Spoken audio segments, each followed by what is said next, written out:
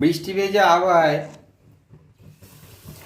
তেলে ভাজা অর্থাৎ আলুর চপ খেতে সকলের ভালো লাগে। আলুর চপ সকলের অত্যন্ত প্রিয় একটি স্ন্যাক্স, যেটি সন্ধ্যাবেলায় সকলে খেতে ভালোবাসে। আলুর চপ এই রেসিপিটি বানানো হয়েছে, এরপরে দেখে নিন পুরো ভিডিওটি। বেসন, সামান্য পরিমাণে নুন, দেওয়া হচ্ছে সামান্য কর্নফ্লাওয়ার, এরপর যাচ্ছে 1 চিমটে সোডা। সবকটি দেওয়ার পর ভালোভাবে মিশিয়ে নেওয়া হচ্ছে জল দিয়ে।